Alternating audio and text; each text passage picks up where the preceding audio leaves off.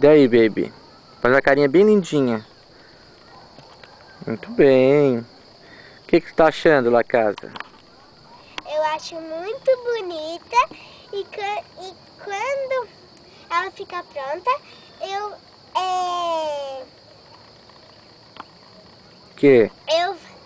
vou fazer aniversário lá na casa quando ela estiver pronta. É, baby?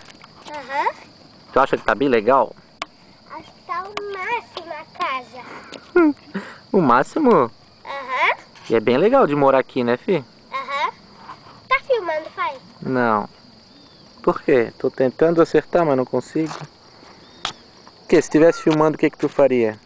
Daí eu queria filmar tudo. Ah, eu não, pai é feia. Mas, pai, daí eu filmava a sábado. É? Pode ser lá naquele risquinho? Pode. Não pode cair. Tem que ficar aqui, tá bom, pai? Porque o risco tem um buraco. Tá bom.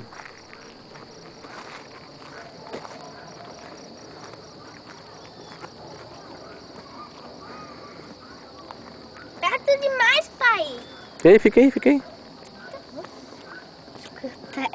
Meu Deus, tá perto demais, pai. Que linda que tu tá, né, baby? Parece uma moça de gigante já. Depois vou mandar essas fotos pra mamãe. Vamos? Aham. Pra tia Nanda? Aham. Pro tio Nando? Sim.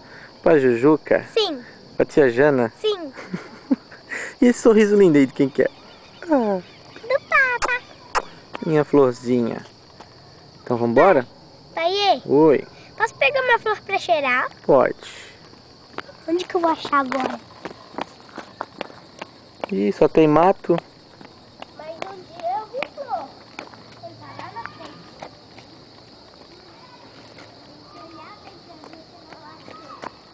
Aqui.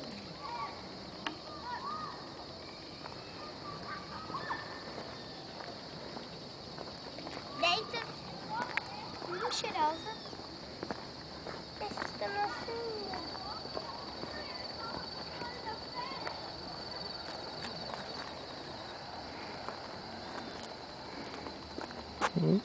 Tá bem no sol. Depois tu tira umas fotos malucas de mim, tá bom? Tá bom, dá um cheirinho na flor.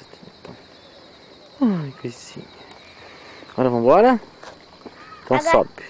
O quê? Sobe. Daí eu vou fazer umas caretas malucas e tu vai tirar foto, tá bom? Tá bom. Onde que tu quiser, pai. Tá bom. Onde que tu quer que eu fique? Ó, onde tu quiser. Tá bom. Então dá um beijinho pro papai. Aqui. Dá um beijo. Te amo. Eu te amo, pai. Tchau.